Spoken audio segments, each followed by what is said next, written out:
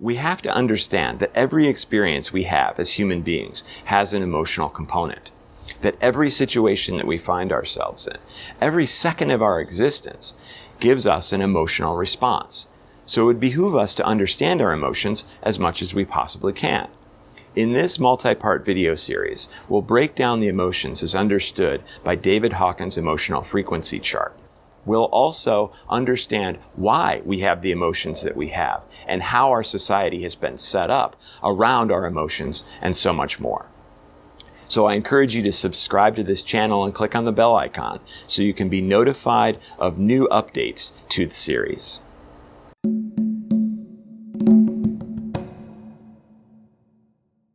Something that we often forget is that we are biological creatures who come from a long line of biological creatures. All of our motivations, our emotions, our suffering, and our pleasures come from a single goal, a single biological motivation: survival. And how is it that our species and so many others have survived on this planet for hundreds of thousands and millions of years? Yes, evolution, but more specifically, positive and negative reinforcement. If you've ever had or trained a dog, you know there's a very simple method for teaching them how to behave, even though you can't describe it to them or reason with them. You take advantage of a system that they are already hardwired to operate under. You reward their positive behavior, often with a treat, and you punish their negative behavior, often with the sound of your voice. That way, they don't have to understand why they should or shouldn't do the thing you want. They just know the benefits and the consequences of their actions. The same is true for us. There are two simple systems that we humans were born with that helps us survive and navigate this treacherous world. The first, most obvious system is physical pain and pleasure. We quickly learn that the fire burns, that animal bites damage us.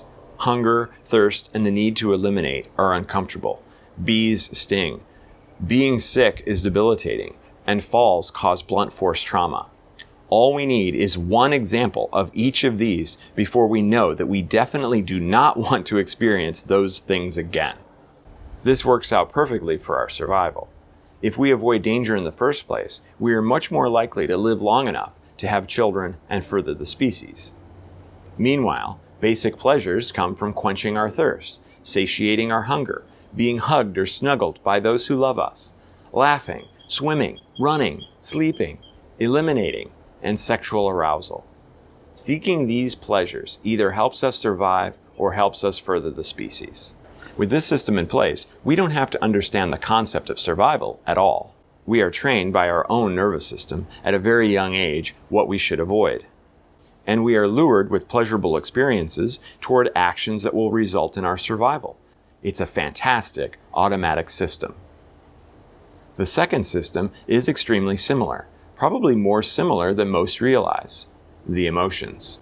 For the most part, the emotions carry with them instructions on how we should behave, like the adrenaline rush received in a fight or flight situation. But even more prominent is the same reward and punishment component as the physical sensations. Negative emotions feel bad so that we try to avoid them in the first place. The fear experience can be extremely undesirable. So many things are happening physiologically, and they are largely regarded as painful. Why would the feeling of fear be unpleasant? So that we avoid it in the first place. If fear felt good for any species, then they would be more likely to put themselves in dangerous situations, and that species would be unable to survive long enough to procreate, and it would have died out. So we can look at all the negative emotional experiences and realize that they feel bad on purpose. Let's pick nervousness as an example. You may feel a tightness in your chest, a fluttering in your stomach, a frantic mental state. Your hands may shake or sweat, and your body temperature may rise in general. Some of these feelings are the result of the body's defense system, like the injection of adrenaline for a fight or flight response. But even this is not interpreted by the body as a pleasant feeling. Instead, it's considered a very negative experience, one that you want to avoid. That's the natural avoidance system at work. The positive emotions, on the other hand, feel good, to encourage us to pursue them because they are likely to result in our survival or the furthering of the species. Let's pick gratefulness. If someone in your tribe were to rescue you from a dangerous situation and you felt gratitude for your rescue, you are likely to show them how grateful you are, encouraging them to do it again. Think about how advanced that is. Your automatic emotional response system automatically provides positive reinforcement to other people to reward their behavior. Willingness, hopefulness, enthusiasm, excitement, passion, appreciation, and love. All of these positive emotions provide a great deal of reward. And just like the animal training exercise, we are rewarded for taking survival actions. We're such good doggies. Dissatisfaction, doubt, impatience, frustration, guilt, unworthiness, and jealousy. These feel bad because it's easier to survive if we avoid them. Bad dog. Need more proof? In the 1950s, James Olds and Peter Milner implanted electrodes in rats' brains to stimulate a pleasure response. They hooked the electrodes to a lever and allowed the rats to press the lever whenever they wished. What happened? Rats would press the lever as much as 7,000 times per hour to receive the pleasure sensation. It was so effective that they chose to ignore their hunger, their thirst, and female rats in heat, and they would even cross shock-delivering floor grids to get to the lever, which they would never cross even to get to food. All that mattered to the rats was the pleasure sensation. So now that we understand that positive and negative reinforcement guides our decision-making, and that our emotions are tied very directly into this system, we need to learn more about how our emotions affect us at an even deeper level. Professor and MD David R. Hawkins created an emotional frequency chart that he called the Map of Consciousness. This chart maps out positive and negative emotional experiences using a scale that gives us a ranking or an order to the frequencies of each emotion. Science has proven long ago that even solid objects are just energy arranged in such a way that to us they feel and appear solid. And as you zoom in more and more, you find that the atoms that make up solid objects are just made of energy. That means that the earth, the mountains, the oceans, solid ground, rocks, plants, and animals are all just energy. Energy that is vibrating or oscillating at different frequencies.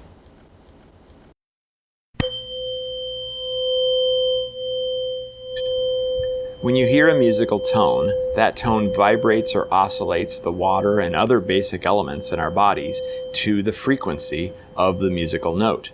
That's why sound healing actually works.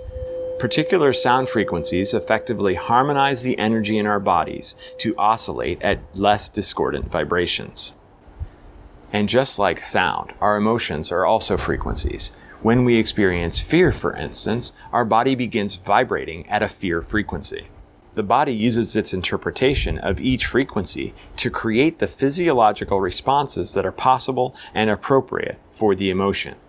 If the emotion is on the bottom half of the emotional frequency chart, then it creates uncomfortable physiological responses. If it's on the top half of the vibrational frequency chart, then it creates positive or pleasurable physiological responses using the automatic system that we've been talking about in this episode. The more time we spend experiencing the emotions on the lower half of the chart, the lower our vibrational frequency. And the lower our vibrational frequency, the more difficult life becomes.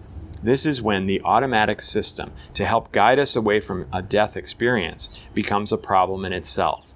By design, we are only supposed to experience the lower vibrational emotions long enough to resolve the situation and survive the experience or make the adjustments to our behavior.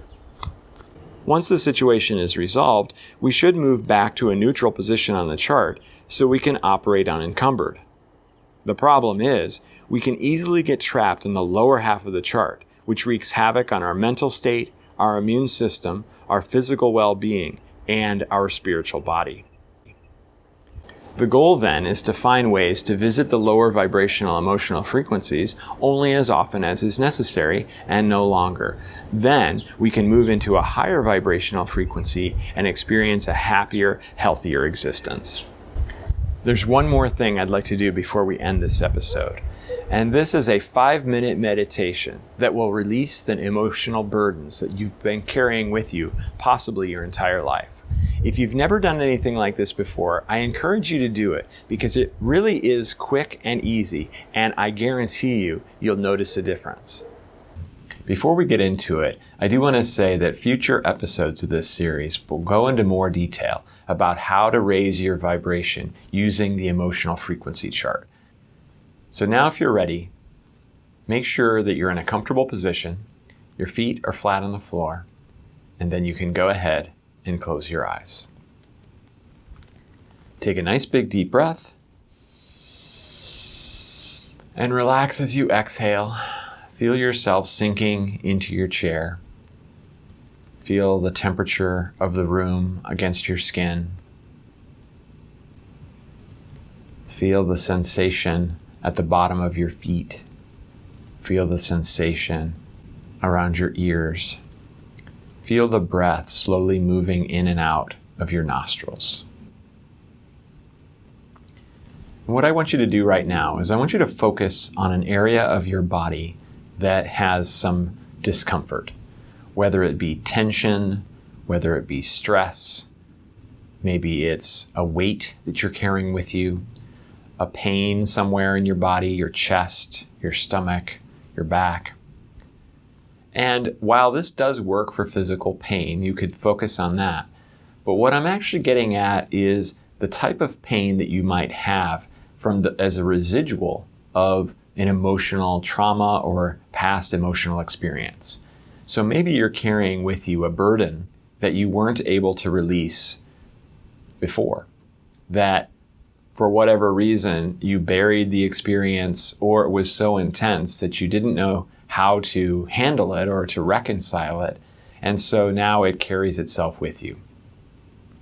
As an example, I was working with someone who had what they called a weight on their chest, and when we released it, all of a sudden they not only felt better, but they remembered that it was from a childhood experience where a bully would just sit on his chest. And once we released it, and he had the memory, he was able to move forward much lighter. So wherever that discomfort feeling is, I want you to focus very intently on it. I want you to think about what it feels like. Think about how you might describe it to someone else. And I want you to make sure that you feel exactly where it is. Does it extend beyond the first area that you've identified? Or is it a bigger feeling? Does it take up more of your body? Or has it manifested in other ways, in other parts of your body? So just really focus on what that feels like. Then I want you to think, if you would, about an emotional experience that perhaps caused this feeling. Now, if you have PTSD related to this incident or to this issue, then don't do the next step.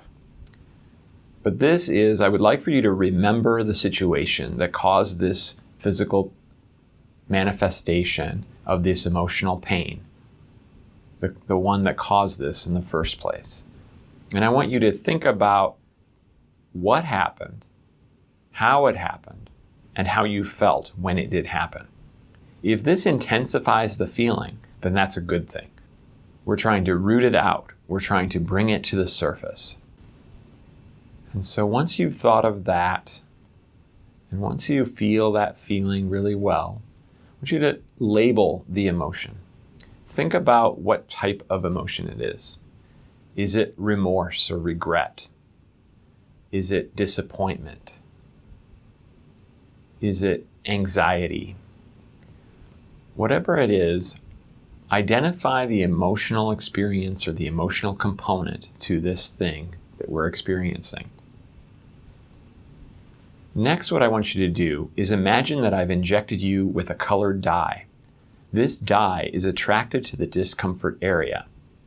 And so not only can you feel what it feels like, Can you identify the emotional experience? And maybe you can even identify the cause.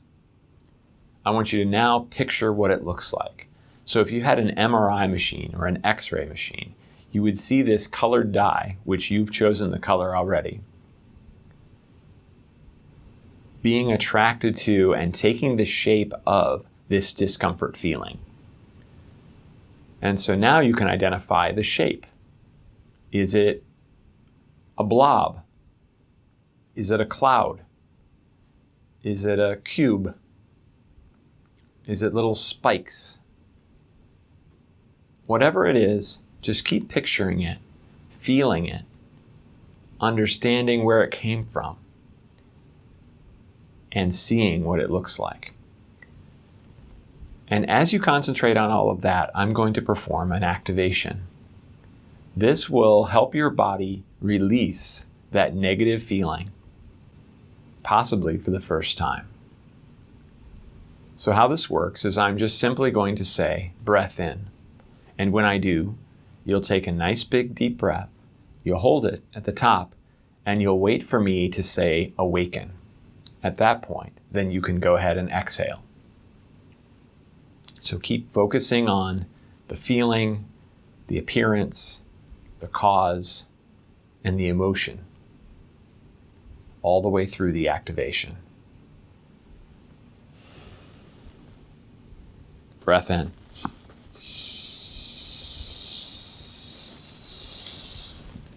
Awaken!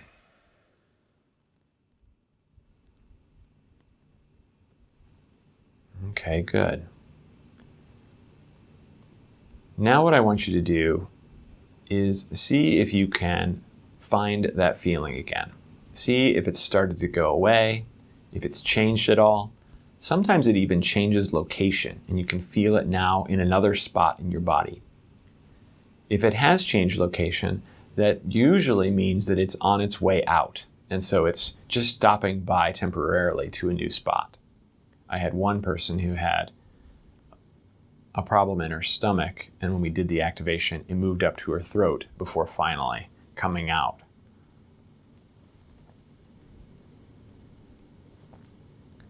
So keep checking to see if you can feel the feeling again. Maybe you can recall the situation and see if you can bring back that negative emotional feeling. Most likely you won't be able to, but in some cases it can take a few minutes for it to go away. So if it hasn't gone away yet, don't worry. Give it a little bit of time. And so this is just one of the many things that my guides can do to help you overcome traumas, emotional experiences, raise your vibration, enhance your spiritual gifts, and so much more. So I really appreciate you participating in this, and if you check out my other videos, you'll see more similar activation. But for now, when you're ready to have a little bit lighter step to approach life with a little bit more optimism and showing a little bit more of your love for all the wonderful people in your life. When you're ready for this, then you can open your eyes.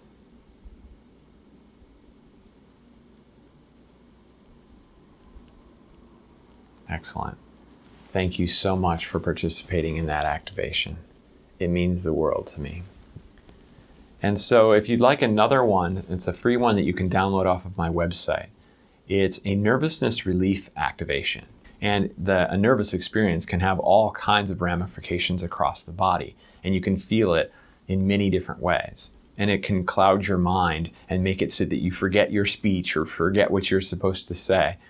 Then you can download this off of my website for free, and I'll provide a link below so that you can do that. I want to thank you again for listening to and watching this first episode of Understanding Your Emotions. There are many more episodes to come, so definitely subscribe and click the bell icon so you can be notified when those are available. You can also watch these other videos in the meantime. I'll see you on the next one.